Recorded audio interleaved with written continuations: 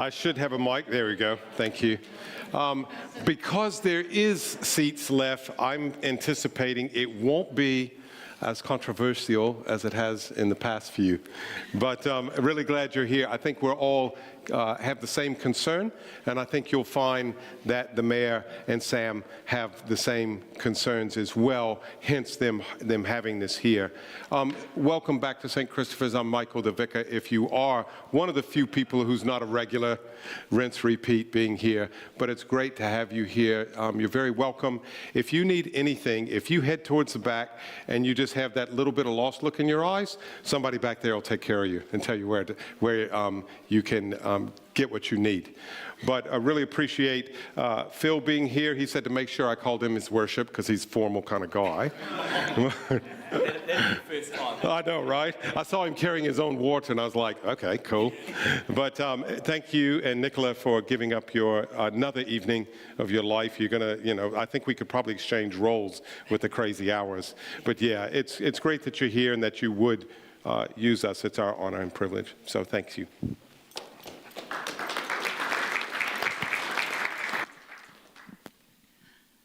Tēnā koutou, tēnā koutou, tēnā koutou katoa, ngā mihi nui kia koutou katoa. Can you all hear me? Yes? Okay, good evening and welcome everybody and thank you all for being here. My name is Nicola McCormick and I'm a long-standing member of the Avonhead Community Group. I will be your MC for tonight. Have we had any housekeeping matters? In the event of an emergency, do you all know where to gather? In the car park, and the toilets are just to the back and to the left hand of the room. Right, so I'm going to talk to you about the format for tonight's meeting. So basically the format for tonight is Mayor Phil Major and our local councillor Sam McDonald will come up on the stage and field questions from you all. Before this happens, they have prepared a brief presentation for us to watch before we open the floor for questions, of course. Just a reminder again, we're not here to make personal attacks on our mayor or local councillor.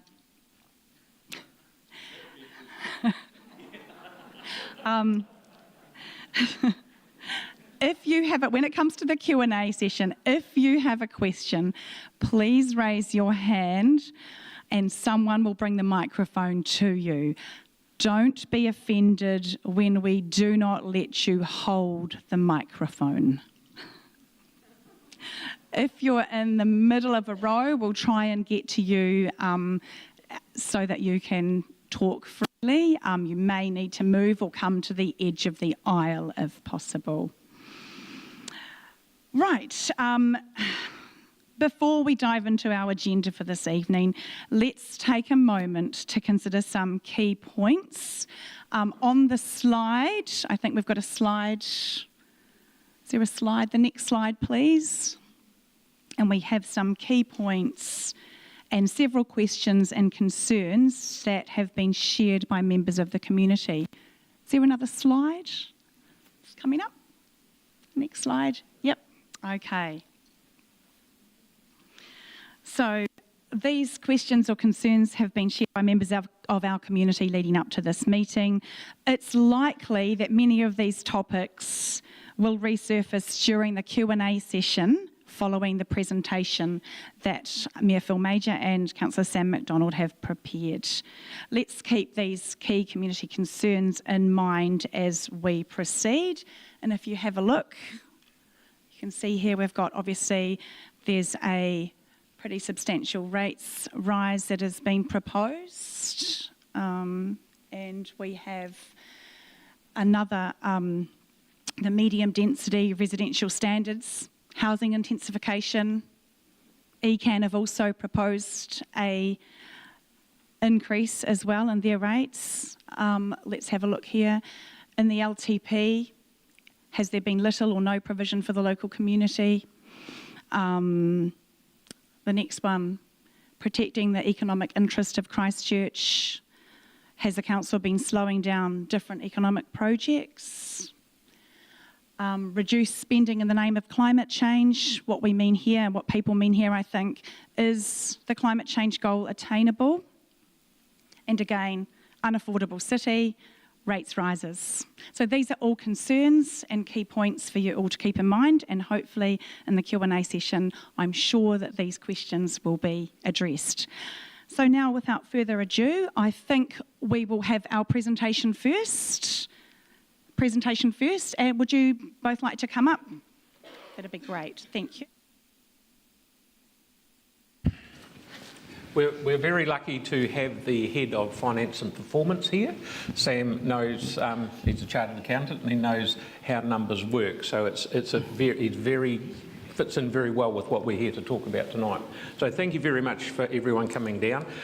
We really appreciate it, and look at the interest we've got. We've probably got 8 times as many as what we've had at other ones. So thank you very much. So you get into it, Sam. I'll butt in from time to time. We sort of do a bit of a double act and chop each other off and stuff like that. Yeah, cool. Thank you, Mayor Phil, and good evening, everyone. Firstly, thank you very much for coming along. It's really heartening, I guess, for us to have so many people here engaged in this process.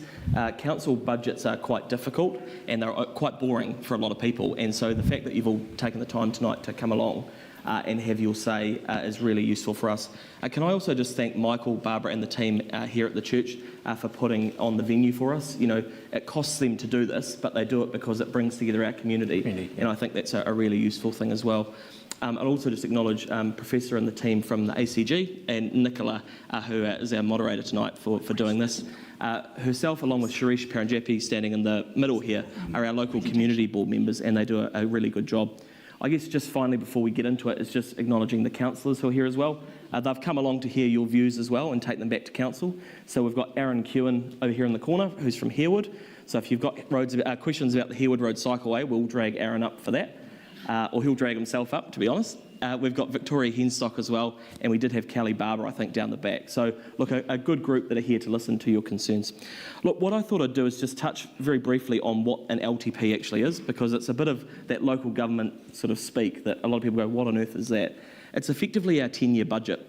And what that means is that every time a new council is elected, like there was 18 months ago when you became the mayor, we effectively, by legislation, have to set the next 10-year direction for council. But in reality, it gets changed every 3 years. So at the moment, we're going through that, but the real focus is on those next 3 years. What I think is useful is, there's two things. I thought I'd set a bit of a scene for what that plan looks like, and just to sort of impress on you the amount of money that's being spent and the impact that's having across the city, what that means in the draft proposal for the impact on you, and noting it's a draft, there's still a lot of work to be done. And then there's a couple of consultation items specifically that we wanted to talk through tonight where you may or may not want to give feedback. So just bear with us as we run through it, and then ideally the plan is to leave as much time as possible to go through questions and hear feedback. That's really the point of these. So it's not death by PowerPoint. There's only about 8 slides enough. Yeah, I think you say 8, but there's about 14 every time. So I continually look back. Oh, is it double-sided? It is double-sided. So bear with us as we do really work quite well together. No, look. So so hopefully you can see on the slides there. This just paints a bit of a picture of the overview of the next 10 years. The council at the moment is proposing to spend $17 billion. That's effectively $1.7 billion a year across the city.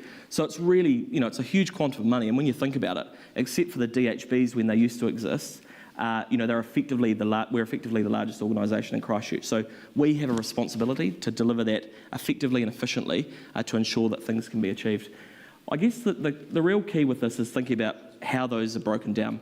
And there's your normal day-to-day expenditure, so the things picking up your rubbish, having the libraries open, our rec and sport facilities, and then there's called capital investment, and that's no different to when you buy an asset at home. It's effectively where we do our new roads, our footpaths, and our 3 waters. And what we've specifically done there, just to show you that in the next 3 years alone, we're proposing to spend 226 million on our roads, footpaths, and cycleway renewals. Now, full disclosure, there will always be a cycleway question, and I kind of expect it, so I'm expecting it tonight as well. It'd be good. And the other one on that is nearly $500 million over the next 3 years on our 3 waters reform. So you'll see there's a bit of commentary publicly sometimes that actually we aren't doing enough in the 3 waters space. And that isn't the case. We're investing significantly. In fact, I think if you compare us to Auckland, who have got some challenges, and certainly Wellington has got 50% loss. We've got 27% loss, I'm told. We're looking at measuring it differently because I'm convinced that it's not as bad as that. One of the problems we have got in Christchurch, we've got different different. We've got sandy areas over in the east, we've got gravelly areas out here, we've got different parts of town. The water can leak for years on end, and if it's in a gravelly area, it all soaks into the ground, we don't see it. It's all very well when it pops out of the ground, people go, oh, water's leaking. It's a big thing, water leaking, because it costs us a lot of money to pump it, and also because we've got leaky pipes, it means that the water regulator says, if you've got leaky pipes, you've got to put chlorine in. So that's one of the issues. It's a real focus for us. And just the other thing on there is just touching on, obviously this all comes at a cost. So there's obviously you've got your rates, which are a lever. We have our City Holdings Company, which we'll talk about after, which gives us a dividend. And then we obviously have borrowing. So over the next 10 years, we're looking at borrowing another $2.6 billion, but at the same time repaying 1.2 of that. And that's just the natural cycle of how you hedge debt. One of the things that we'll talk about very soon, where you see the day-to-day services, that's operational expenses.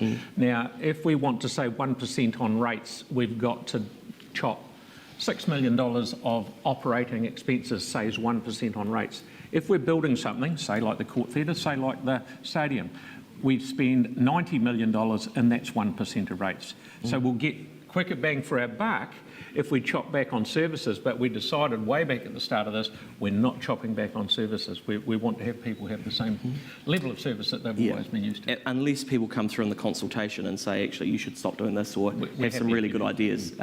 Majority council, in full disclosure, we didn't agree with it at the time. We wanted to look under the hood, but the majority of council said, no, let's carry on as we are. So we have managed to identify $41 million of operational cost savings over that 10 years. And I think, people will probably look at that and go, well, that's only $4 million a year. The reality is every time we do this, we find another 40 or 40 million. It's a slow process to get there, but it certainly could be more. And Aaron has been a big... Sorry, Sam, just 6.5 billion, and you have, 900 million? Where are the other, whatever? Where'd it go? We'll get to that. Yep. It's not under here. So this is the bad news. And again, these are proposed. They're not. We're certainly not happy with them at all. It's looking at 13.2% for next year, which, full disclosure, we think is unacceptable. And it won't. Or in my view, it will not be 13.2, and the Mayor shares the same.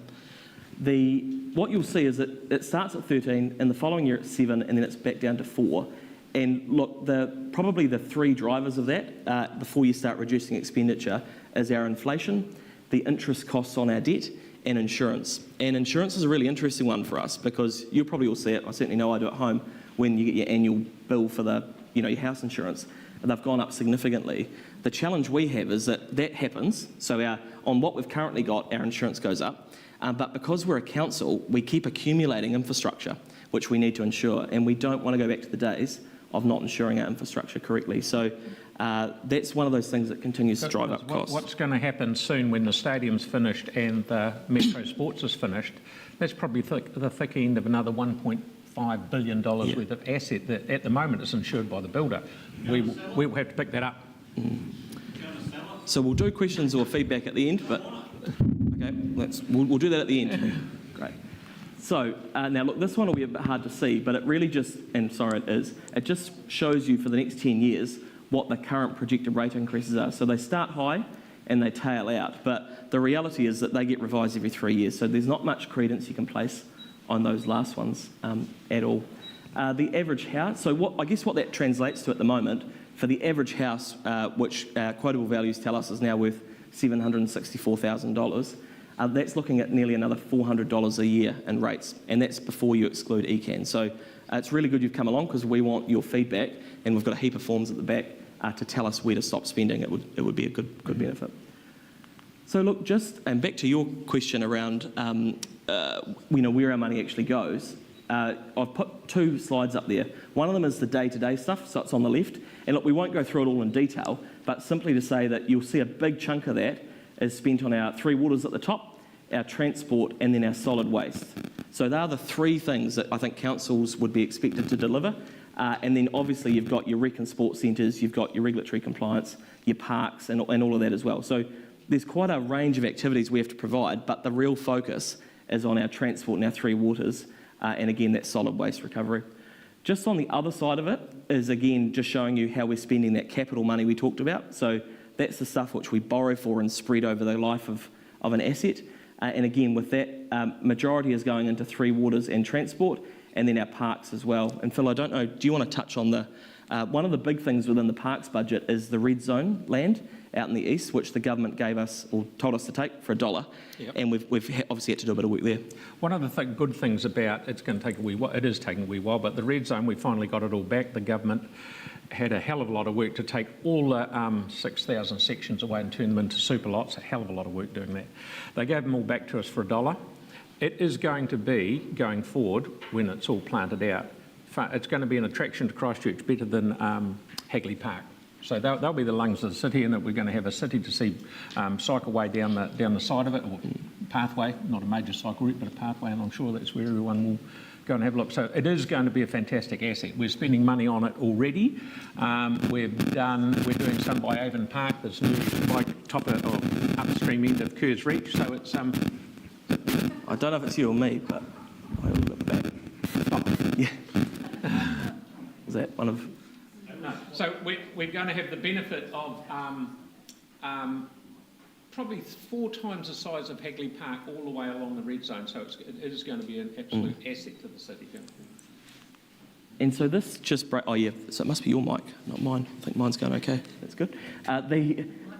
So this just breaks down the services that people have told us obviously matter in terms of what we need to provide. With nearly $900 million on our drinking water supply over the next 10 years, a significant amount again into stormwater and flood protection, which is sort of one of those things that in our area, as you mentioned earlier, the land doesn't require as much of it, but certainly across other parts of the city, there is that as well. The wastewater as well is something that certainly does affect our community, and one of the big things with that is obviously the fire out at the treatment plant. That's all being worked through at the moment, and I'm sure there'll be a question on that later. The biggest, if I'm really honest, the one thing that keeps me up at night at council, except for the debt and the increases, is that treatment plant. If that stops working, we are in serious trouble as a city. And so we've got a team out there around the clock ensuring that even while it's running on sort of the temporary basis, and it's at 100% capacity, it's being monitored constantly, and everything is being done to mitigate the risk of that stopping, because that would not be good. That's right, because as Sam said, it's running at full capacity. All of a sudden would be a smell, it hasn't rained enough, it hasn't flushed enough sewage through, it hasn't not sunny enough, the photosynthesis isn't happening on the ponds. That we're right at the edge of disaster all the time, so I take a hat off to the guys that are actually running it out there.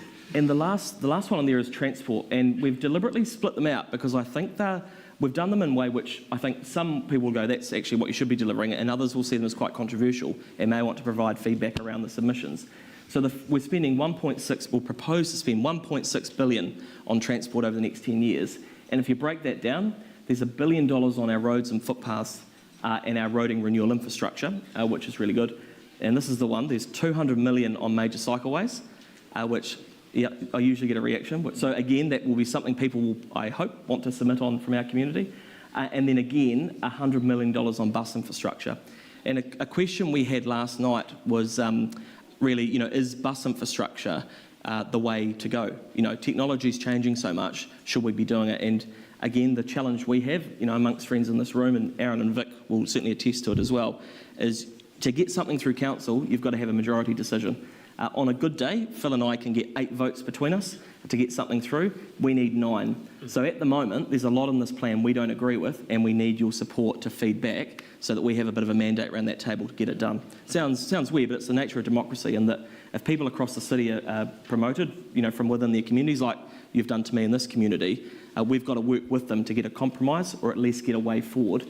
And at the moment, that's quite challenging. Yeah, and as Seth said, that's 101 on bus infrastructure. It's not running the buses at all. We don't own the buses. ECAN does that and looks after the organising of those. It's just the bus lanes and the shelters and stuff that we do. Definitely. Look, and this one is just, again, the same. So you've got, waste and recycling. The recycling stations, we're spending about $64 million over the next 10 years. We've got a significant spend into parks and foreshores. There's a heritage budget. Again, that might be something people are interested in. Our libraries, rec and sport, and then climate change. And we've split that out because people will obviously have a view on that as well. Look, the one thing, and we'll get to it later, because there are some proposals that you can directly provide feedback on, which I think will be quite controversial. But I just make the point that, people's views on climate change will be different. Our approach has been to go, actually, let's be really just sustainable and sensible about how we do things. So what we've decided is that, and what the council decided, is that where we can, across all the money we spend, we'll just embed decent practices into our program. So our view is actually we don't need separate pots of money for things like that when they're not targeted. Let's just have some good practices within council when we're delivering projects. So a really good example, Te Kaha Stadium, right? Most of those stadiums have a gas component in the kitchens and all that kind of stuff. Our one is 100% electric, and what we've done is, because there's so much concrete in there, we've said, okay, well, how do we make it fit into the middle of town rather than just being this sort of imposition? And we've got 20,000 square metres of vegetation going in around it. So I guess I use that example because there are sensible, pragmatic ways we can sort of play our part, so to speak, and be sustainable. And embedded into everything that we do. Yeah, but and we'll get to it after, there's some feedback. And again, people have different views, but I'm of the view we don't necessarily need separate pots of money for climate change when they're not targeted. Does that mean you're still going to spend the same amount of money, but it'll be just spread over a whole lot of projects? No, it doesn't, and we can come to that in a minute. Yep. Okay, so look, this is just a really brief one, and it just talks about one of the ways we've reduced the rates this year by 1.8%. It's a technical thing in that we've had a discussion at council and said, normally if you were renewing something, we would charge the ratepayers of today for that whole thing. And we've said, actually, this time round, if you're renewing something, you're normally adding to the life of that asset. So we think it makes sense to spread a bit of that cost over the next few years. That'll take a bit of pressure off now. It's only 1.8%. It was originally, they told us, nearly 4%. We got all excited. We thought we were clover, didn't we? Yeah, and they came back and the number was not quite correct. But that's something that we've baked in already, so you probably don't need to worry too much. You might have heard that way back in the start it was the rates were going to be 18%. This was one of the levers that we pulled to get it down to the 30%. Yeah. Right, so we've only got 4 more slides, so only out of the 8, so that's good. And then we can go into feedback and questions and like. There are 4 things that we've put into the consultation pack, which I think it's really important you're aware of in our community and offer some views on. The first one, and Aaron will be able to, he'll be able to tell it far better than either of us could, but quite often when we have annual plans or council budgets, people come in and they tell us what they want. They tell us exactly what they want us to do and how much that will cost. What they don't do is come in and tell us what they want us to stop spending money on.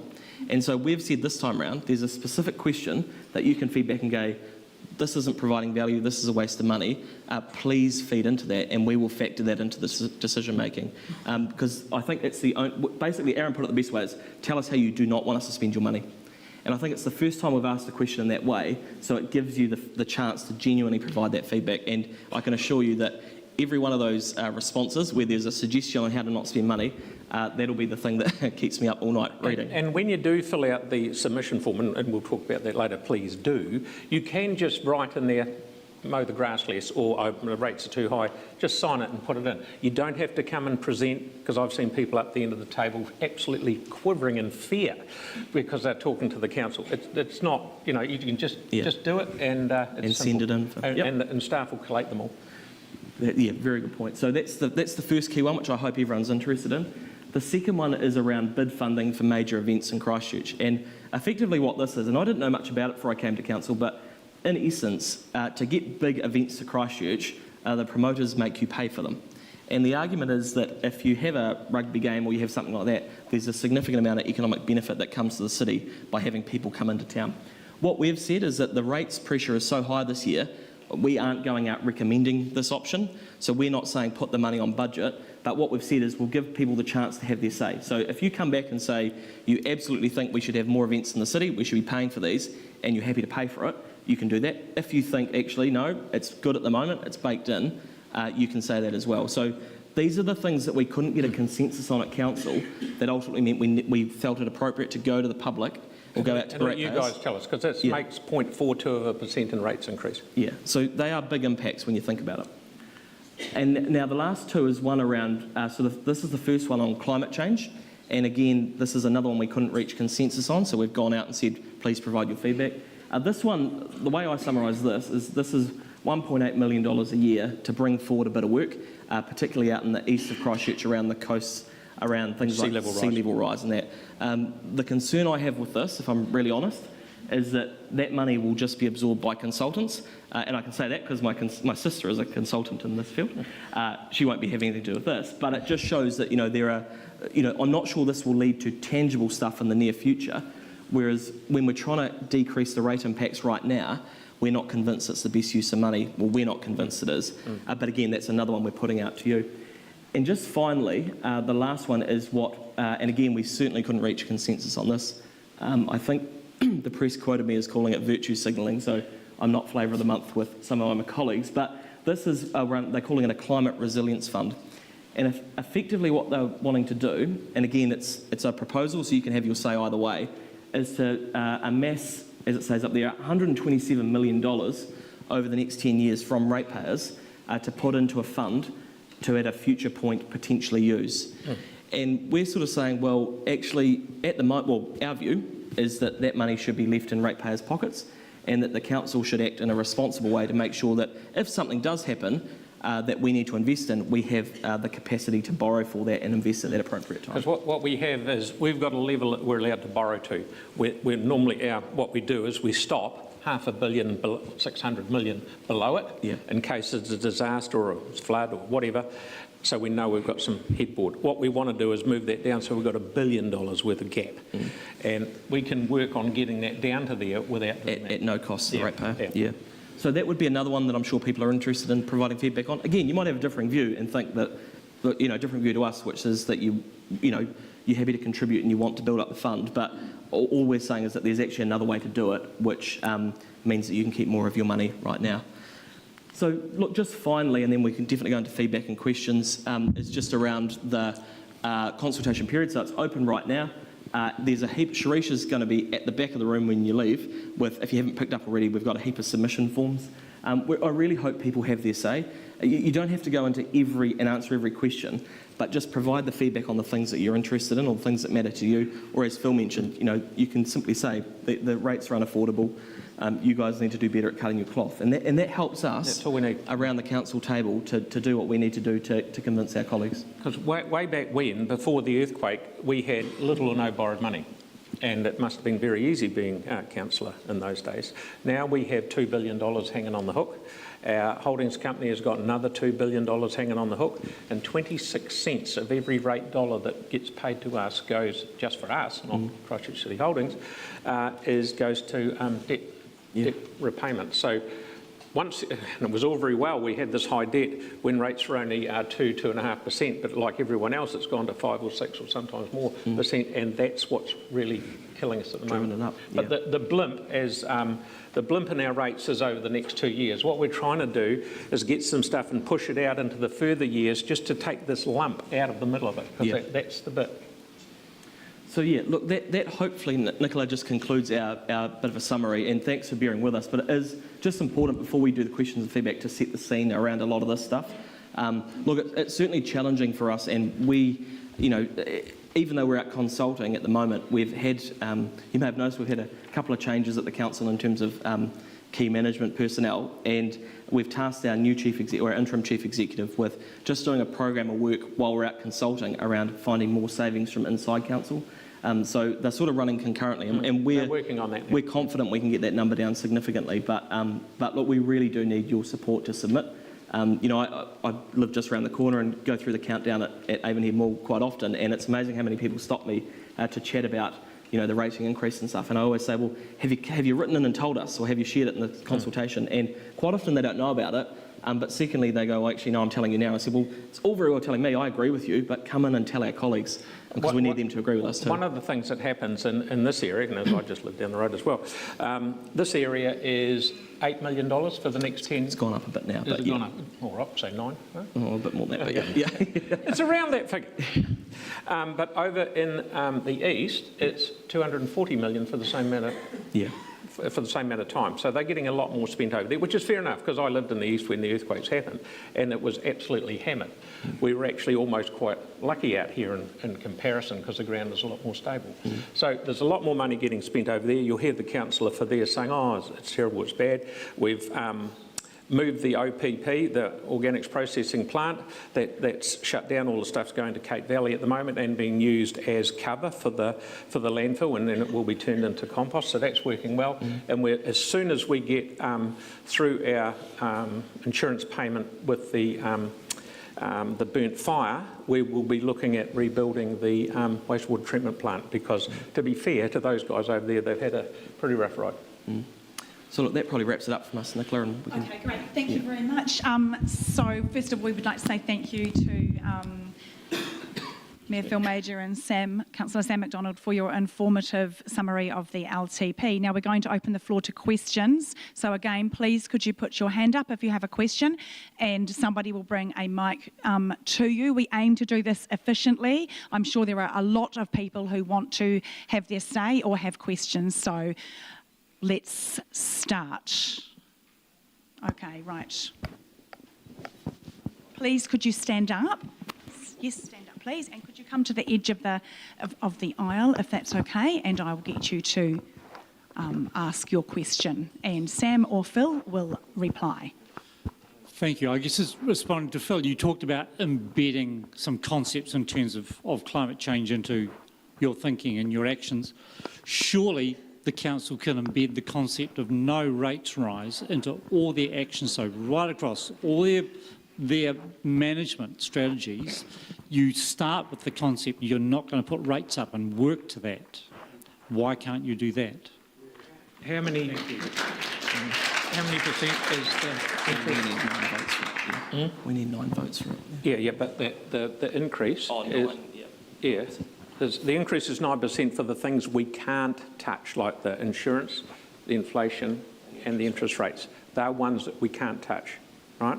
So here we are at 9, maybe a wee bit more, and here we are at 13. We haven't got a lot of room because that has to stay.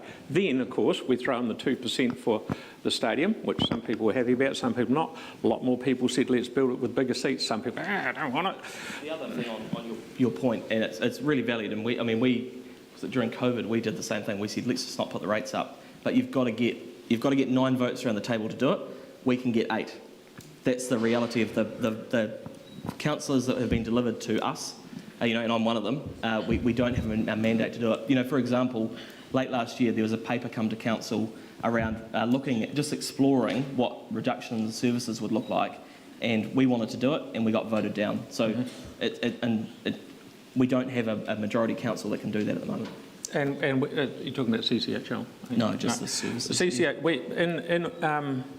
last year, we got a strategic review done of Christchurch City Holdings. It's been going for 30 years. It had never had the strategic review.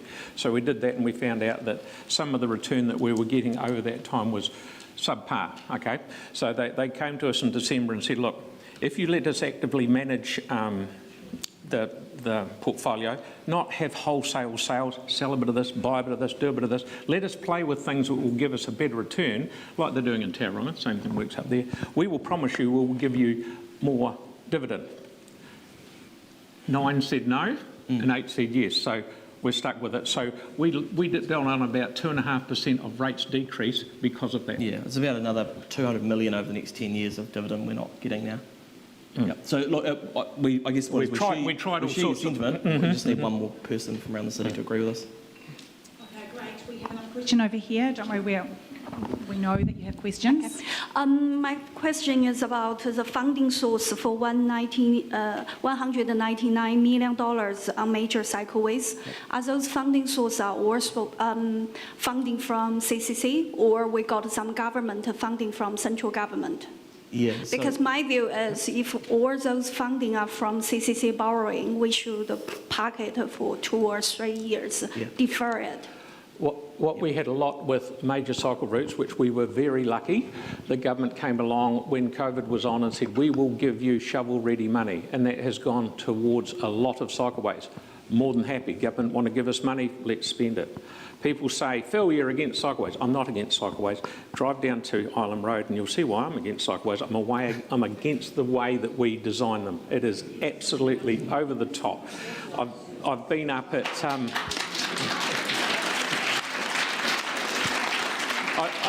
I've been up at Tasman, during the Christmas holidays, they put 2 white lines down the road about that far apart, not concrete curbs. They put some concrete, like fire hydrant markers, they're not, but they are, in there, and exactly the same result. I'll tell you a wee story. The next stage of the Island Cycleway goes from Jelly Park to Harewood Road. That has just blown out by $17 million, okay? That's what we've been told it is going to do, okay? And this is mainly because of a thing called coal tar. Now, a lot of you people won't know what that is. Way back in the dim, dark ages when the gas company was going, the byproduct of what they did when they made coke and gas was this gooey gunge, and they used to put on it very, very carcinogenic. Everyone runs a mile when they see it, and it all gets carted up to Cape Valley. So that's costing a lot of dough. Just back to just only really briefly on your question, so that you'll be aware, hopefully, that the government have changed the way they're funding now. So Simeon Brown has come out and said, actually, we're not funding a lot of the cycleways and public transport and things like that. And road humps. Yeah, He's been and happy speed bumps as well. Yeah. So for that $1 billion on the road and the footpaths, that spending, what's the funding source for that? Are those ones government funding as well? So we get some government funding for it, but predominantly it comes from either borrowing or from rates. In most cases, every reasonably big roading job we do, we're getting 50% from the government and 50% of ours. Yeah. Shovel-ready stuff was 95% we were getting, or 95% that we were getting for cycleways. Have some of those footpaths project has been reviewed? Because in my neighborhood, some of the footpaths recently have been redone. Actually, they are in decent condition. Those projects can be reviewed and sometimes 2 or 3 years later to reduce the risk. Not needing to be done right now. Footpaths are not needing to be done right now. Yeah. Yes, So it's delaying stuff. I can't hear. Yeah. We can review the footpaths. Yep. So look, we agree with you, and one of the things that Phil implemented was a roving footpath crew. So we don't see them too much in our area, but they've done over 2,500 small jobs now, and the idea with that was, how many people have you got out? What happens is someone will ring up and say, look, I've got tree roots growing across my footpath, or the trench or something. What was happening, they'd go out to fix that one. It might take 18 months for them to get there. And in the meantime, 100 metres down the road was the same issue. They came and fixed that one, but not that one. So now they go 100 metres either side of that problem to see if there's something else that they can do while they're there. We've given them the licence to do that. That was $2 million. It was funded $1 million by us and $1 million by the government. That is changing a bit, and we'll have to find another way of how we can find that, because people are coming out with cups of tea and scones and they're feeding the guys. They're very, very happy to see them there. So, but it's a lot cheaper and more deliberate way of fixing things. Back to your point, which is don't fix what isn't broken, but try and repair at a low cost what is broken. Yeah. Okay, great. I think we have another question over answer. there, please. We want to move things along pretty Hi. quickly. I heard that the council didn't spend 1 cent on Women's International Day, but if you look at the Christchurch Pride calendar, we're funding a lot of events in the libraries. That actually shocked me how many events are happening in the libraries on an ongoing basis. The recent one was at the Turanga Library, drag queens reading to babies. So the money was spent on the drag queens and extra security for good reason. And I also hear that there's also a Pride pedestrian crossing going to be installed here in Christchurch at our ratepayer cost. My rates are already over $4,000 on my property. I don't think we should be accepting these extra expenditures. People can live their own life the way they want, but it's also illegal to have these crossings. They should be black and white so people are safe crossing over. So why are we spending extra money on these Pride events? Why is it coming out of our pockets and not people's personal pockets? Yeah, okay. Well, look, thanks for that. And I'll just start by acknowledging there'll be differing views in the room on this, so I'll sort of tread carefully. Look, to be very clear, at the moment there is no plan to install a rainbow crossing in the city. But ultimately, and some people won't like this, we live in a democracy. If people approach the council and want to offer a view or have us look at something, we should actually have a look at it. We may not jump to a conclusion, but I don't want to live in a society where we can't have other people expressing their views. So that's all I can say on that. Great. Nothing on Easter. Okay, right, let's move on, please. We've got another question. Shh. Thank you. Really answer my question. I want to go to the amount that's You're- on these private events. Well, okay, so just so everyone's... Yeah, okay. Say that again. Sorry, I've got a cold, so I can't hear you. How much? Right, we'll have to come back to you. Look, as you'll appreciate, we have a $1 billion budget, and I don't know that level of detail. Yeah, but happy. Look, afterwards, come and see me, and I'll get that info. I'll get someone to get it to you. Okay, great. Next question, please. I'm glad to hear that you are not in love with cycling roads. And I'm also confused with looking at this transportation plan. I don't see that plan, sorry, because we have 200 million for cycleways and only 100 million for buses. So how we are going to transport the people in the city apart from the car? I mean, bikes, we cannot biking from here to Sumner or going on foot. Okay. So I think you should have a priority, I mean, and see how we will improve our... That island cycling road is a complete disaster. I live at Island Road. I mean, we are 6 months living under enormous duress. I mean, struggling. You are now, I mean, I understand inflation, insurance, other things we have to raise to some extent, I mean, rates. But 40% is quite a lot, a huge amount for 10 years. Particularly, we don't see exactly results. So we can answer that. I'm just conscious I want to get round as many people. So just for those that couldn't hear it at the back, the question was why are we, and correct me if I'm wrong, why are we not spending more on bus infrastructure and less on cycleways? Well, that's... I don't see the future in cycleways. Yeah, and to be honest, I don't see the future in buses either. And I don't say that in a conflicting way. Yeah. What's that? You are going to make subway? No, we won't make a subway. Well, I think you'll see autonomous vehicles in time.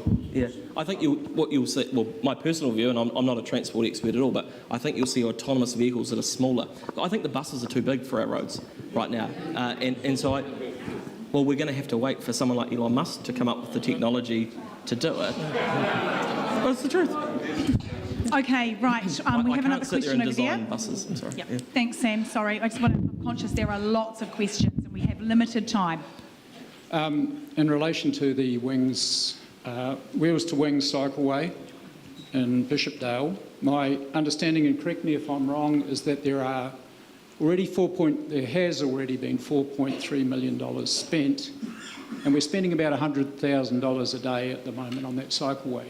Now, just before you said that Simeon Brown, the Minister of Transport, is not wanting to spend money on cycleways.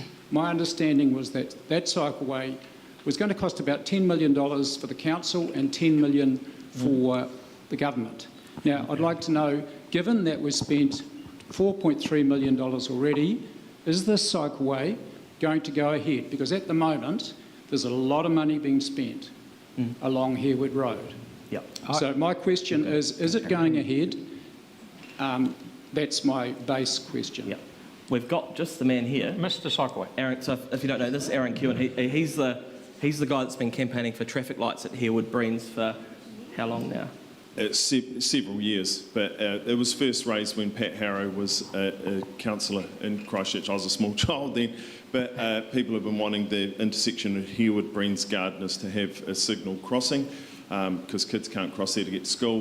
We got blackmailed into having a cycleway, and we're doing the consultation, and then, like Sam says, 9-8 will win every time, and so there's a cycleway on budget. Half the money's already spent, and the last price was 2019, so it will be at least around $30 million now, and the government have made a pretty clear steer that they won't be funding their share, so it'll come down to the councillors to decide whether they will put up $30 million. So unless people submit and say, don't spend money on that cycleway unless, and even if you do support it, at least if the government pay half. So cut us a break, but we need your support to get that across. So hopefully there'll be enough submissions that say, don't spend money on that, because without that, we do not have a mandate to stand up in council and say, don't vote for it, because the people don't want it. So I don't know if I can be any clearer than that, but that's where it's at, and it has cost $4.3 million so far, and they haven't done anything. Thank you, Aaron. So the key message is to submit, everybody. We have another question down here. Hi. I wasn't going to say a question, but Phil, you said something I have to comment on.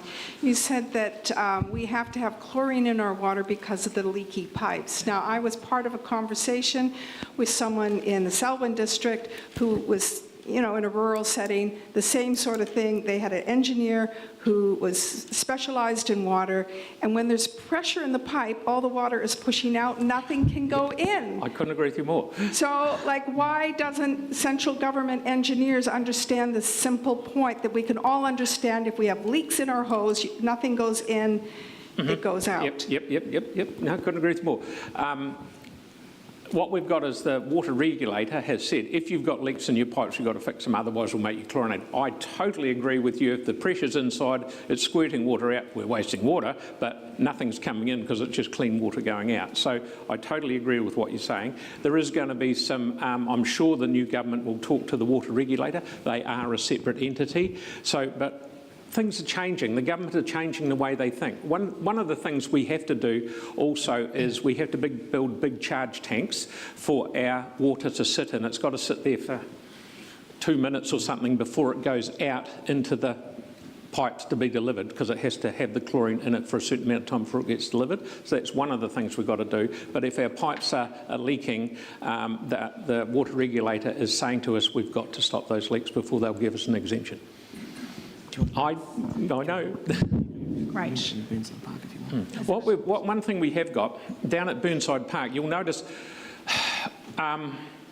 when that thing happened in Havelock North, the well was down under the ground and sheep shit went down the pipe and some people got very sick. That would never have happened in Christchurch. Our wells were under the ground, but they were always capped. What we've done, we've spent millions, tens of millions of dollars, lifting them up above the ground. You'll see them down in Burnside Park. Now, what we did have down there, and we had one at Rafiti Domain, and we had some down there, people would go along and turn the tap on and they could fill, righto. That got taken away because it wasn't chlorinated, right? So what we've done now, and it's an initiative between Sam and myself, and other councillors, that there's a small electrically powered UV, is it? Yep. UV system going on one of those wells so people can go down and get chlorine free. Yeah. So that, because there are people like yourself and me who love to go down there and and take 20 litres, take 120 litres, it doesn't matter. You'll see in Dunbar's Road there's the same big blue pipes. We'll put some over there as well, because then people can get the water that we used to drink when we were little. Not yet. They're just about ready to be rolled out. It's not far away. Yeah. I mean, you're the mayor's literally announced it tonight, so you're the first to hear about it. Yeah. Great. Right. Okay. I know there's lots of questions. One over there, please. And I'm seeing you all, so don't worry.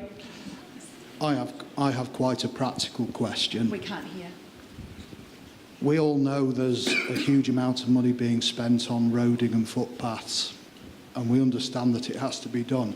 What concerns me is how you, as a council who look after us as shareholders, how you monitor and regulate the money that is spent. Because I've travelled up and down Memorial Avenue for the past 2 months, and for every 3 people I see working, there's 6 people standing on their shovels.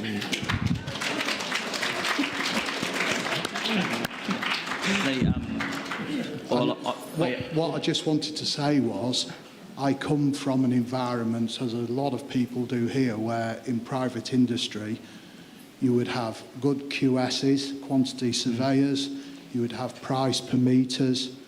You being an accountant, Sam, and you, Mr. Mayor, being part of a big contracting business, must know that the customer will not pay for scope creep.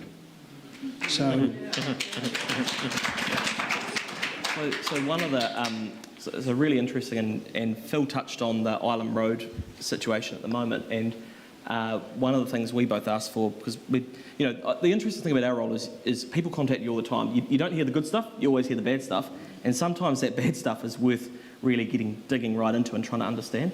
Island Road is a case in point. So we went back to council, to the chief executive, and said this is not good enough.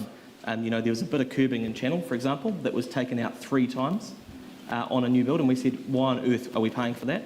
So we've had an independent person come in who's an engineer, quantity surveyor type person, and she's gone through, and effectively what we've done, and that we actually just got an update today about it. There's going to be some new structures in place to look at that, because it's not good enough. And if you look at what government are going through at the moment, having to rein in budgets, we are no different. Probably the only other thing, and it's a bit technical, I agree with you entirely about having quantity surveyors and teams in-house actually having control over those projects. What we've discovered, and to be fair, you've been saying it for a while, is that quite often we're having consultants design the projects and then let the projects. So they've got no skin in the game at all, and so we're changing that. The consultant designs it, and then the consultant runs the project, right? Yeah. So My recommendation for you is that you do not have the quantity surveyors linked to the council and the people that award the contracts. You appoint them independently so that they can be honest and truthful about the money that is being spent. And I think we are now in an environment where nice-to-haves have gone out of the window. Yeah, completely agree. Just so you know, the stuff on Memorial Ave itself is a water main job. That's what it is. Yeah. Yep. Cool, thank you for that. That's really good feedback. Okay. Yes, please stand up. That'd be great. Okay, thank you. Good to see you here. Lots of topical topics, and I agree with all of them, except maybe one. Cool. I'm just going to skip back to the number one subject. You skipped over rates pretty quickly, and I know you had your figures there. I'm just going to point out, like, I was a fairly basic kid at school, as this guy knows. In these 3 years of increases, like Sam, you're an accountant, if you add up 13.2 and 7.8, you're about 25%, I reckon. You're about 21. Yep. No, with the, I'm one step ahead into year 3. 13.2 and 7.6 is 21, and in the third year, 4.6, so you're up to 25, say. Yeah. I'm saying that adds up to 25. And you divide that by 3 years, you get 8.33 recurring. So my simple basic question is, why, if you're confident about these figures in the next 3 years, why aren't you evening out 8.33% increases? And the second thing before you answer is, I know you're part of a council, 8 versus 9, but you are elected. And it's your job to get the job done. And if you can't convince 1 out of 9, well, we've got a question in 18 months' time whether we support or don't support. I mean, that's your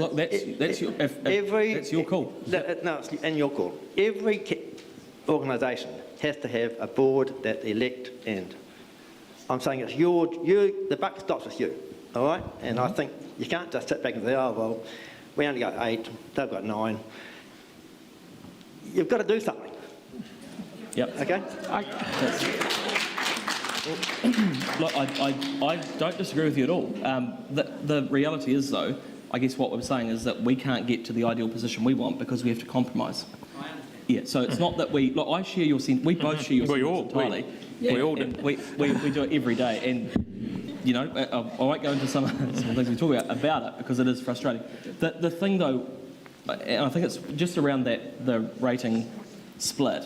Again, we are a creature of Parliament, so they literally dictate whether we have a balanced budget or not.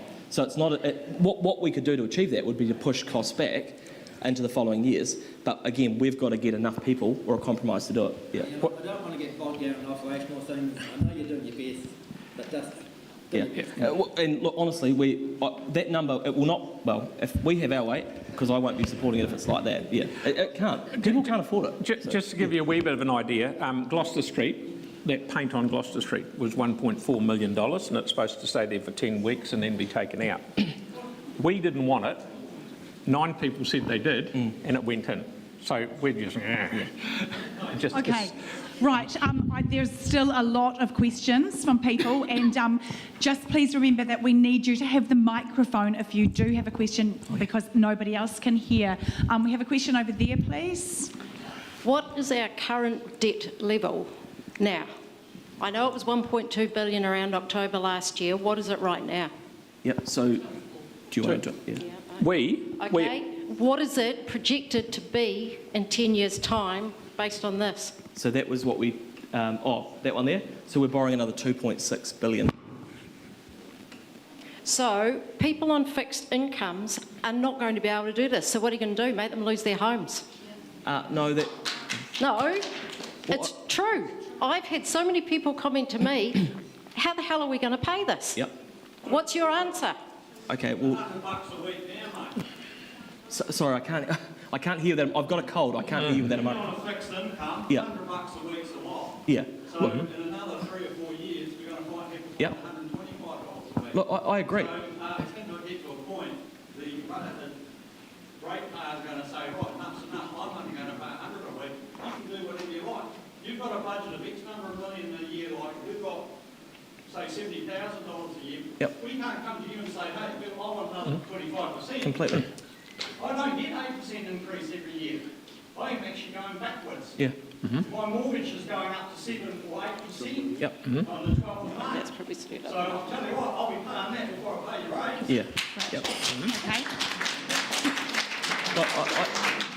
Okay. Well, we don't disagree with...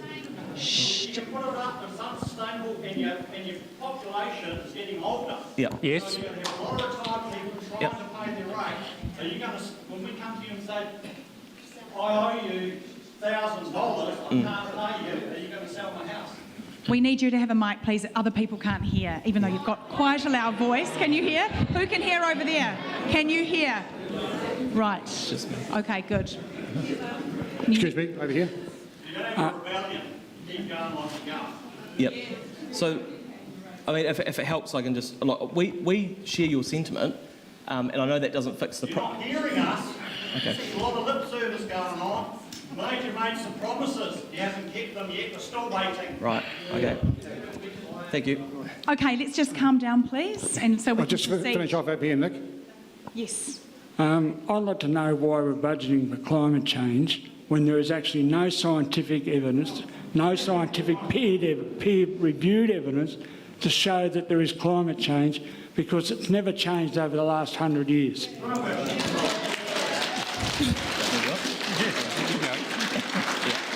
Look, I think if we flip back to the slide with the breakdown on transport and climate change and things, that the reason we put that out there was to, and like I said at the time, there are differing views on this stuff, but what we've said is that from a sustainability point of view, so in a sustainable way, that's not climate change, that's in a sustainable good practice way, we're embedding practices, and that's the only reason I can give you that answer. Yeah. But there's not a specific pot for it, it's just embedded in the way we deliver infrastructure. Okay. Right. Over there, please. Hey there. Thanks for putting the numbers on the screen. I see we got like $1 billion basically for stormwater, wastewater, drinking water, and transport, about $1 billion each almost. And then $200 million for cycleways. You can see that it's actually quite small. So I'm wondering, if you eliminated that, what would the actual rates rise be? Would it be decreased at all, substantially? And to put it into context, you mentioned 2 white lines. That'd be sufficient. I think you're neglecting that when they rip up the roads, they do a lot of work under the road that has nothing to do with the cycleway.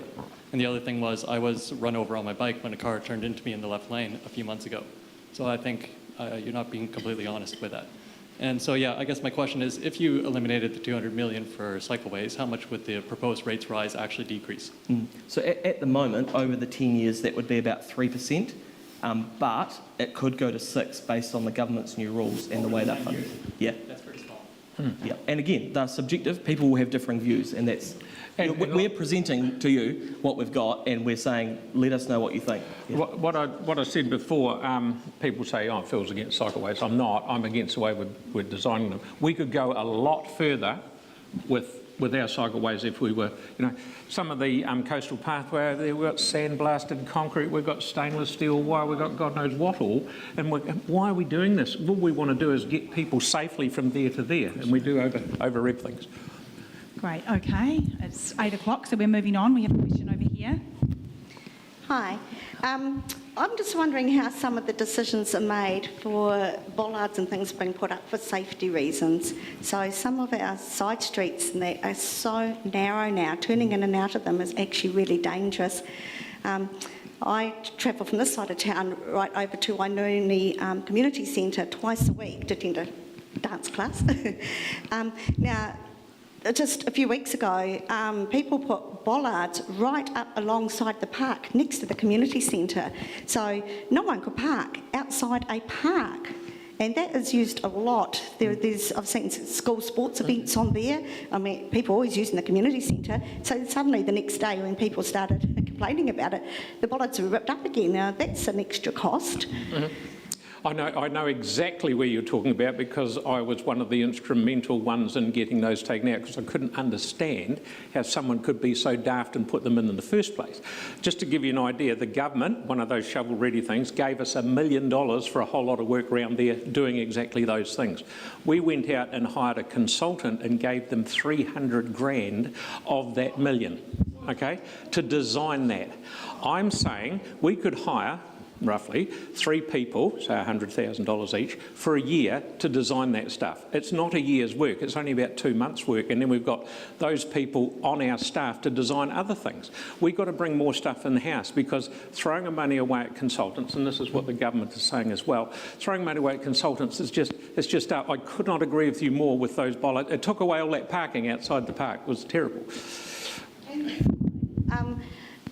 I also use the cycle/walkway next to Riccarton Racecourse. I walk down there pretty much every single day.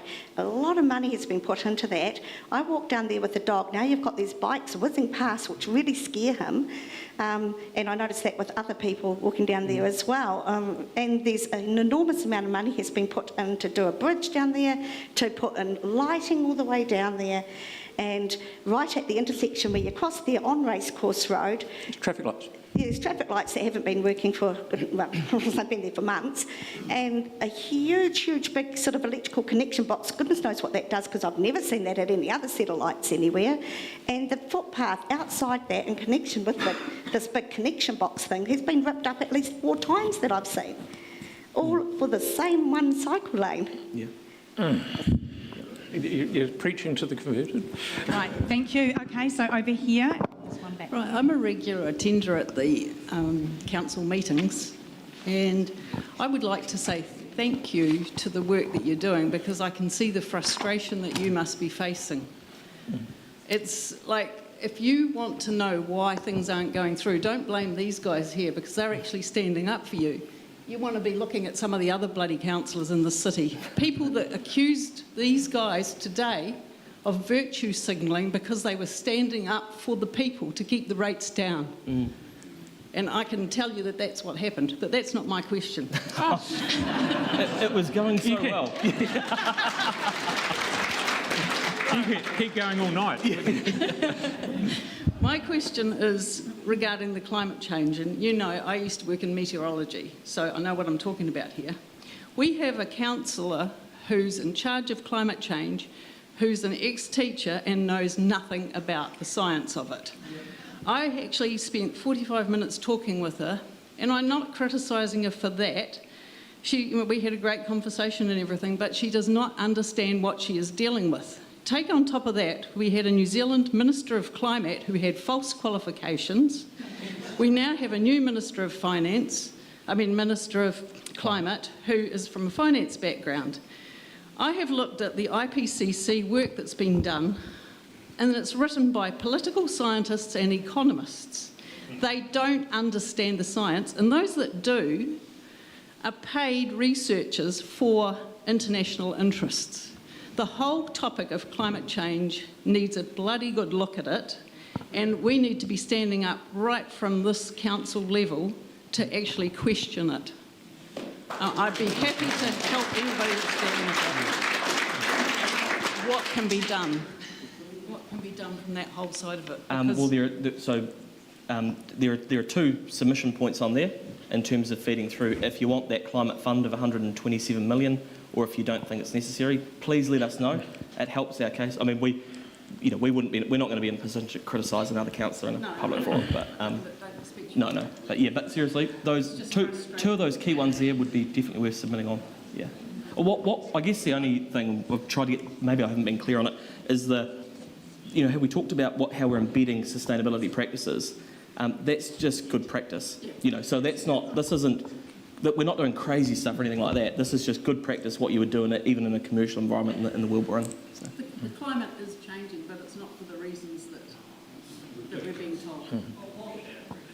Okay. Thank you. Next question. Over here. We've still got a few questions. Limited time. The climate is actually changing because it's all the hot air that's coming out of government-paid consultants, directly or indirectly paid by them, and these tossers in the United Nations. Now, getting back to the council, I always know when I am driving along a road where the new pipes have been put in about a month or so or after they have been put in, because it's like driving over a bloody judder bar. I have been on to the council officers about the road out from Briscoe's down to Island Road lights there. And I suggest that if you haven't driven over that lately, do so on your way to getting your wheels realigned. And talking about realignments, perhaps you two gentlemen from the council should also drive down Warranui Road at times. Yes, Warranui Road, I heard the other day. Because it's an absolute disgrace. Disgrace for the council to leave it in that condition. No, that is the next one on the list. Yeah. You can save yourself over 100 million with cycleways, just get some white line fever. And Church Corner, leave it as it is. You can't afford to change it. You're down to the things that need to be done. And that, what you've just said there, please go home and write it down and send it verbatim into us. That will help. I will, because I used to be a chartered accountant, and I know how when you are in the financial poo, excuse the expression, as you guys are, that you need to cut your cloth. And I suggest that if I can go and speak to some of those other councillors, I will tell them the same. Cool. Yep. Thank you. Thank you. Thank you. Okay, another question over there. We need to keep moving pretty quickly, please. So I just want to balance a few things here, because I'm for cycleways and I'm also for climate change. And I just like to say that cycleways, safe cycleways, have increased cycling in Christchurch 37% in the last 5 years. So it does make a difference. And a painted line does nothing for a child trying to bike to school. And on climate change, what I'd like to say, one more thing. I live on Royal Avenue, and those guys work really hard and are really being very helpful for us getting in and out of our property. So I just... That's good feedback. But I would like to ask about your views on climate change, because at the moment we are not meeting the climate change goals of the council. And will the changes that you are thinking about of embedding it make that worse? Do you want me to go? You go and then I'll go. Okay. Look, I mean, again, these are issues where people have differing views, and it's good that we can come along and discuss them, tonight. The challenge, if you think about the report that came through from, you probably haven't seen it, there's a report that we get commissioned every 3 years around the emissions in Christchurch. And what that showed was that our emissions are going up, but our per capita emissions are going down. So when you think about trying to get to 2030 or 2050, as the government have mandated, the challenge is around the population. So if your population keeps growing, which it is here in emitting, Christchurch, you would really question whether that can be achieved. The challenge is around CO2. Now, just one, I went to a thing the other day and Dr. Rod Carr was there, and he is a lovely guy. I could listen to him all day, he's great. One of the things he said was that 80% of all the greenhouse gases or carbon dioxide comes for heavy transport in New Zealand comes out of just 800 trucks, right? So I won't pick on Fonterra trucks, but talk about heavy stuff, real heavy stuff, right, going up and down the country. We need to get into those. If we can have by changing to dual fuel, hydrogen, oxygen, doesn't matter, get those 800 trucks down to 400 trucks, we'll halve the amount of greenhouse gas that's going out on those. They are the big numbers that we need to hit. I got ripped up for toilet paper on my Facebook page the other day because I went and opened a place in Sockburn Ford for electric trucks that come from China. Now, they're just delivering bread or milk or Coke or whatever, it doesn't matter. Every one of those trucks that goes on the road is the same as 23 cars changing to electric. So we should be focusing on those things that make it better quicker. Right, okay, I know there's been still some more people with questions, and while we're waiting for the next one, someone has just asked that this is a super quick question, they understand that ECAN's going to escalate rates by 25% in 2023 and 24 in the name of climate protection. Is that on top of the council's 13.24% rates rise? Just a quick yeah, it is. No. And just, full disclosure, we don't run ECAN. ECAN. You just get your rates on your bill when we do it.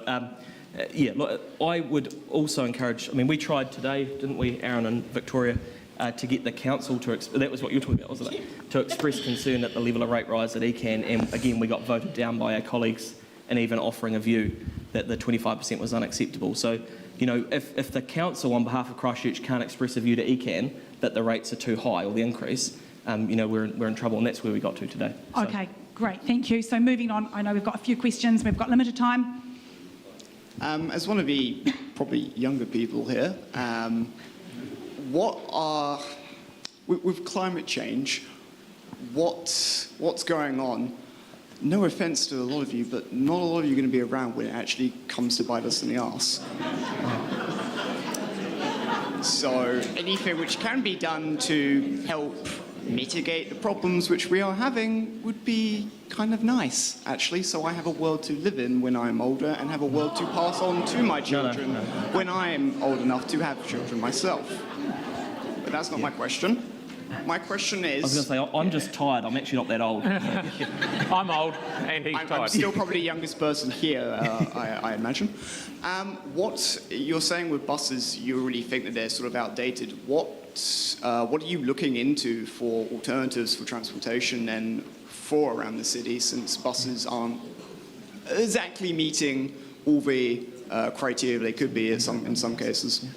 As I said before, we don't run the buses, but what happened last year, I was lucky enough to go to Seoul in South Korea. It was a sister city thing. I went over there and I managed to go to the Hyundai test track, and we were getting carted around in a bus.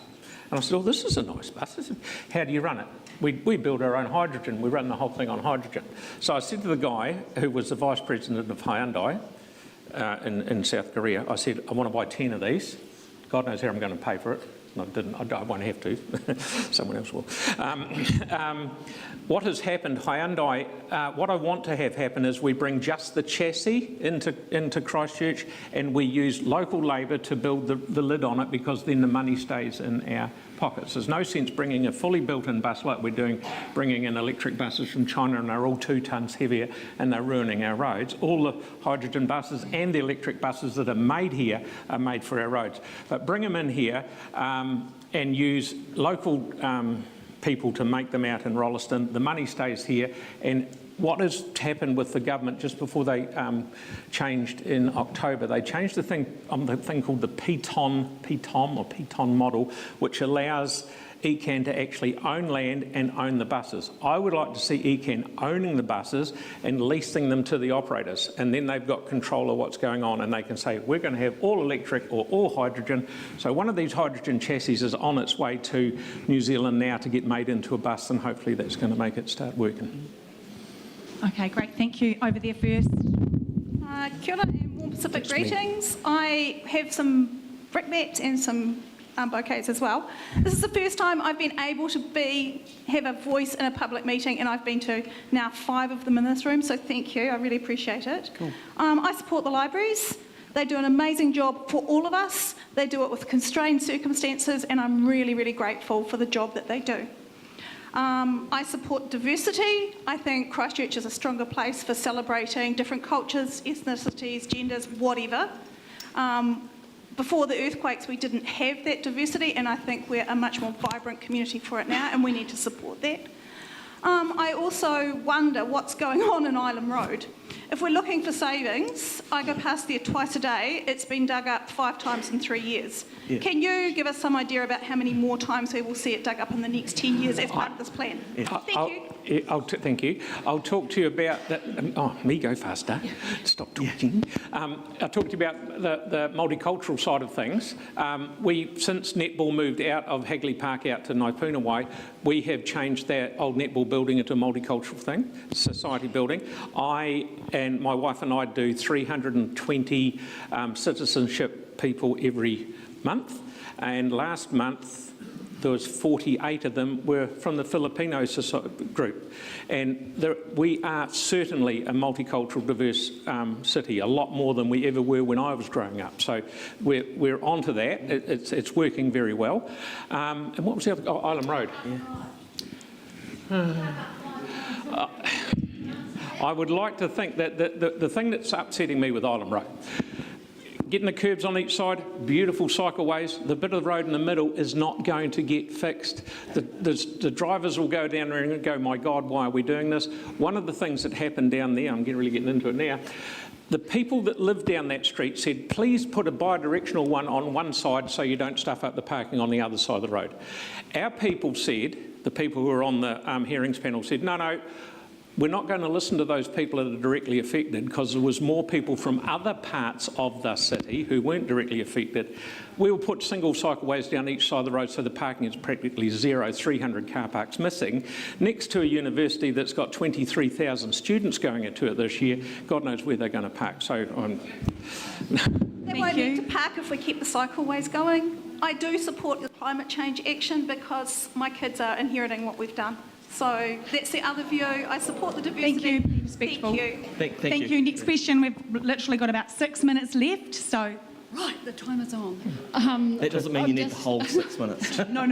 Too late. You've talked a lot about the voting being 8-9. Yep. How will our submissions help one of those 9 to come over to you? Because it'll be public support that lets us convince them, basically. Right. Yeah. At the moment, I think they'll just listen to the communities that have voted them in, or people that have voted them in. Whereas if we have submissions, we can at least go and say, well, hang on, an overwhelming support from our community says this, and the rates aren't affordable. Yeah. So, but yeah, please, if everyone can submit, and ideally individually, would be great. So. On the Alpha's 9, I'm not going to shame them. Oh, they're all going there for the right reasons. Okay, thank you. Right, okay, we're moving on quickly. Yes? You're trying to save money and save the rates. I believe that all the public offices, like the hospitals and the schools, don't pay rates. Is that correct? Correct, yeah. Well, Mr Brown in Auckland is wanting to build them, so I suggest you do the same. Mm-hmm. Yes, correct. I have, yes, well done. Wayne Brown came up with I get on really well with Wayne, and if you know me well, you know I swear a lot, and I'm not in the same street as what he is. He has gone to the government and said he would like all of the GST from his city given to him. I've supported that. If that happens here, it's $100 million worth of money from the GST from everyone in Greater Christchurch comes to us. Say it's half the GST and it's $50 million. That will save us a shed load of grief. Okay, great, thank you. Someone else has just written in and said that today, and this is pertinent to our area, what's the status of implementation of the MDRS in the city? Can the council guarantee that this ward, Waimari, will not come under the MDRS in the LTP? It's pertinent to our area. Yeah. So the MDRS, for those that don't know, most people probably do, is the 3x3 housing that the last government tried to talk about in our community. No, it won't come into the Waimari wards, the one we're in now. It won't be applicable. Yeah. Oh, right, okay. Yeah, other areas in Canterbury, like Ashburton, Sefton, the people there will be using the facilities like the stadium, the convention centre, town hall. Are their rates going up dramatically like ours? Their rates are going up more, but it's not because of that, it's because of their smaller populations and the cost of spreading infrastructure. But you might want to talk about the contributions from the other councils. Yeah. For the stadium. Yeah. What we've got. I'd like to build. What I'd like to do is we've allowed to have the money to build the stadium. The boat The stadium got started to be built before we actually went and asked them, would you like to pay for it? But what I have had since I've been talking to them, because I sent a letter to them, they said, Phil, you must be dreaming. The government gave you $300 million towards the stadium, and that is taxpayers' money from the whole of the country. We have already given. What I'm working on is, when the thing is built, that they will contribute to the operational expenses of it, so it doesn't cost us anything to run, because that's when it starts getting expensive. Yeah. Okay, great. We are running out of time, so just about, I think, 3 more questions. Yeah, I've got a question for you, Yep. Phil. You've gone on record in the past in saying that you're against asset sales, and your biggest contributor to the council from their asset is the airport. You've quickly shut down the talk on Terrace Airport without a business plan being presented. Now, I want to know, when the airport is, if Terrace does go ahead in 15 or 20 years' time, why you don't support that, because that's where your next income stream is going to come from.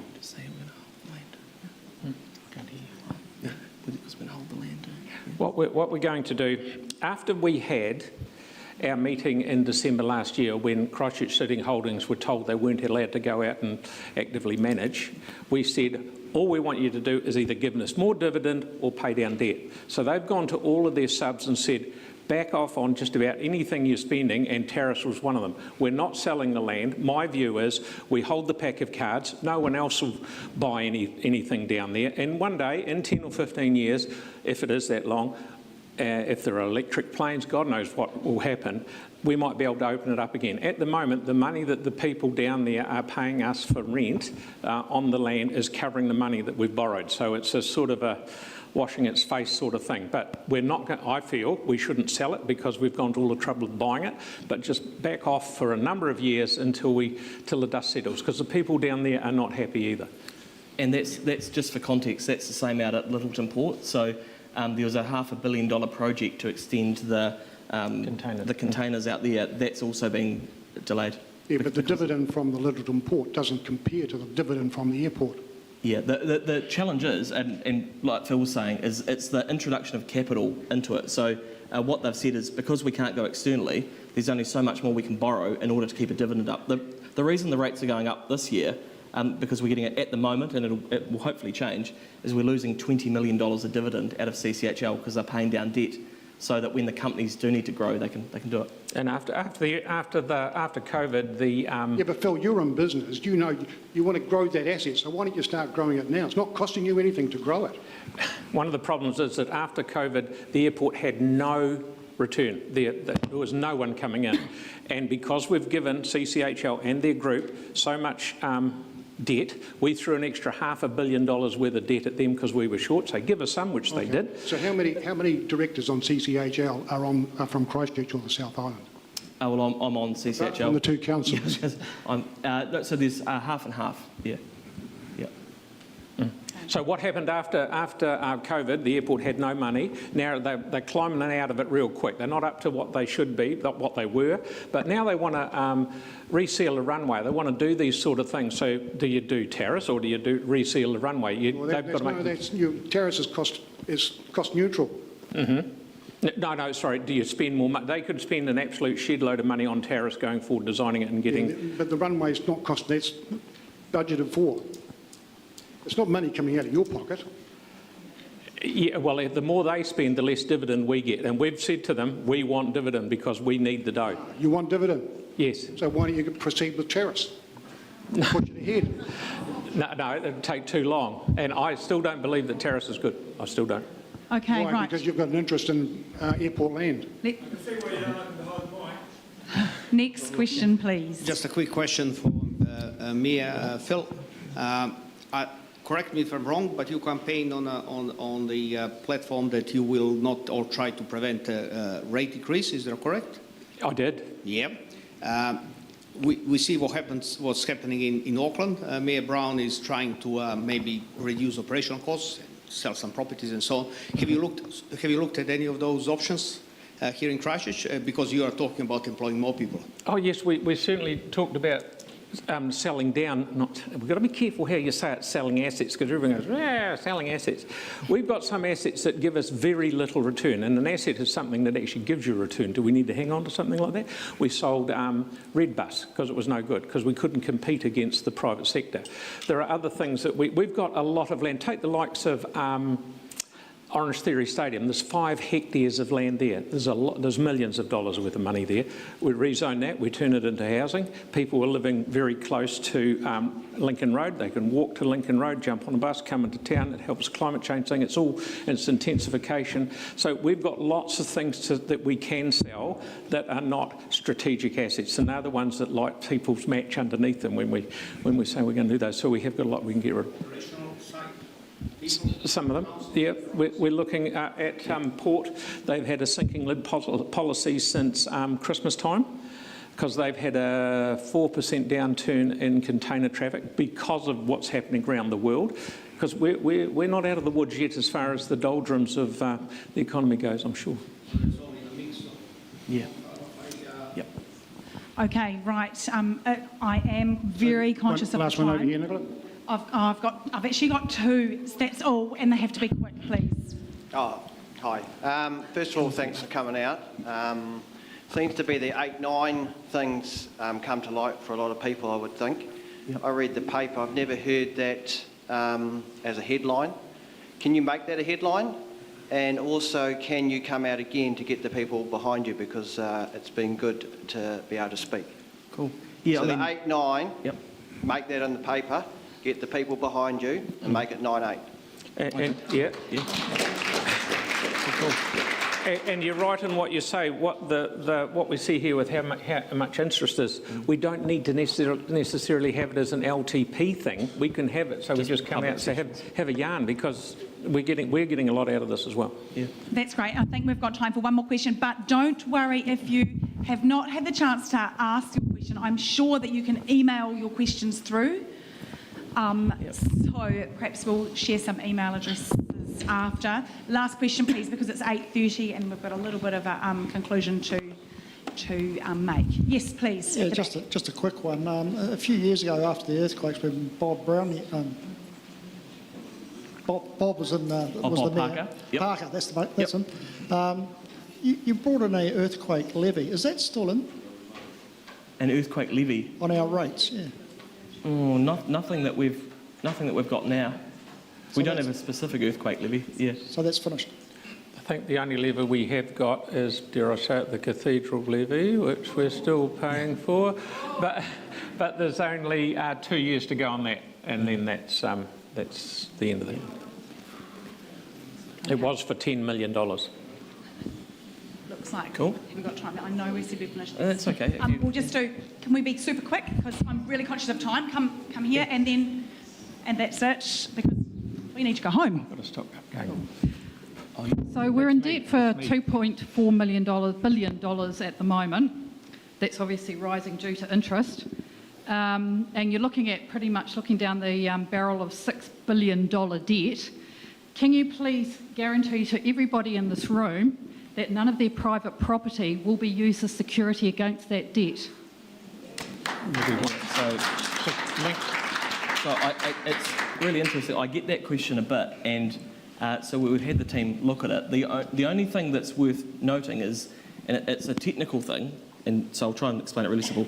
We have LGFA, which is our local government funding agency, which effectively councils in New Zealand join together and go and borrow money at a cheaper rate, right?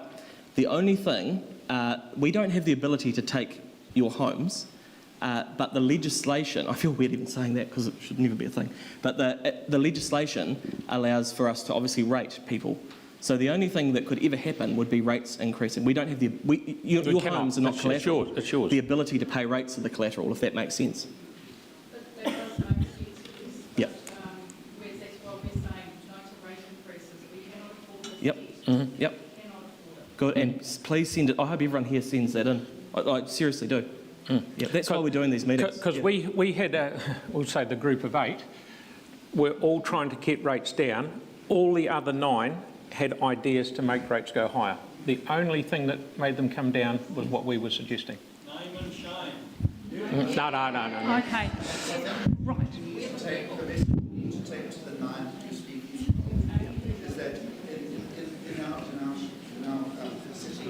We have an ageing population who don't have the 8% increase per annum that this gentleman over here spoke about when they have to dig into their pockets to pay the rates.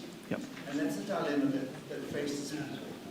And you've got to take the message that puts pressure on people unnecessarily. It needs to be reduced. And the same applies to young people who are trying to start their lives here with homes and also cannot afford it. So if we want an affordable city, which was one of the things that needs to be addressed really seriously. And the Nine need to listen very carefully to what the collective voices said here tonight. Okay, thank you. Great, thank you. Thank you. Thank you. You've got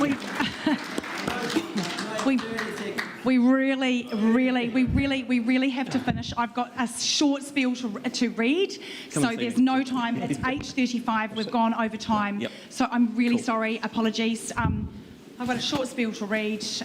Bear with me if you can. That'd be great.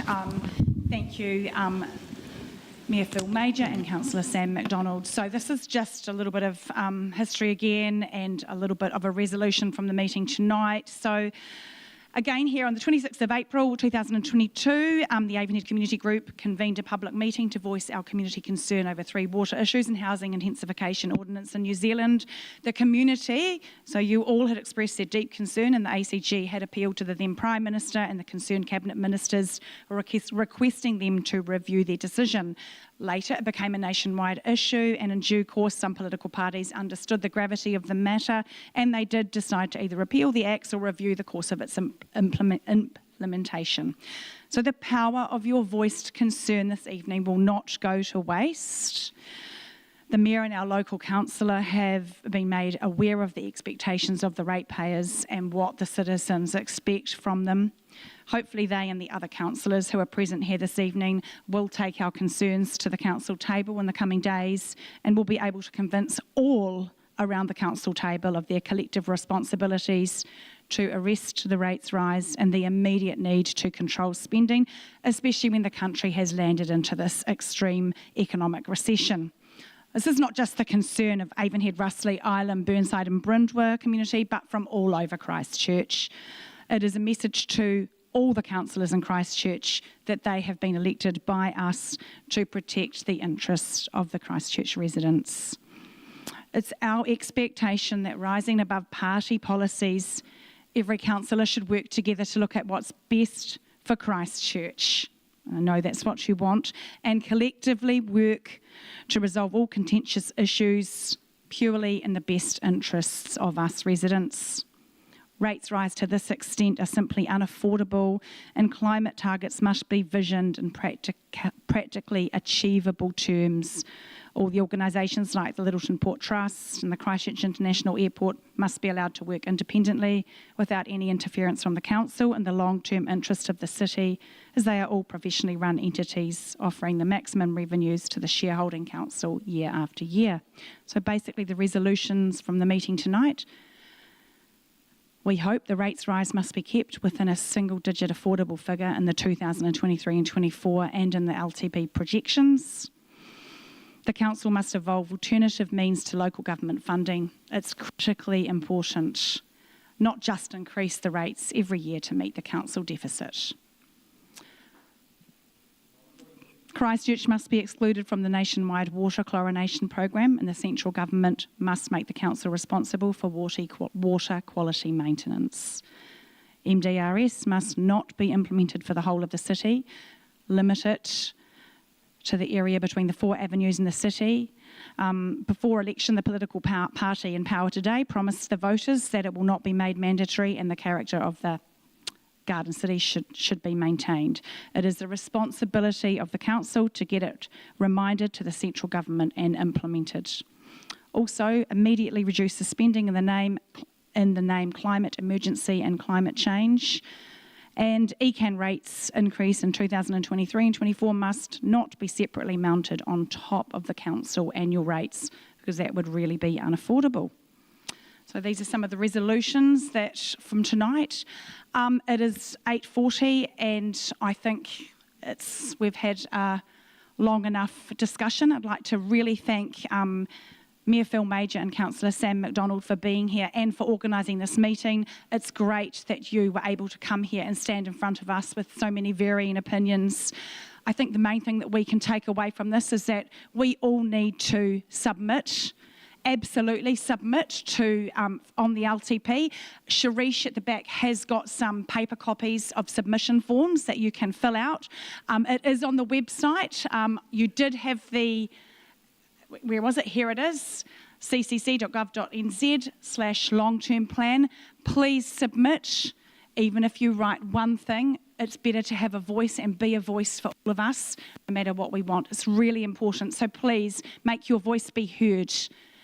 Get those submissions in. April the 21st is when it closes. Thank you very much. Let's give a round of applause for Mayor Phil Major and Councillor Sam McDonald.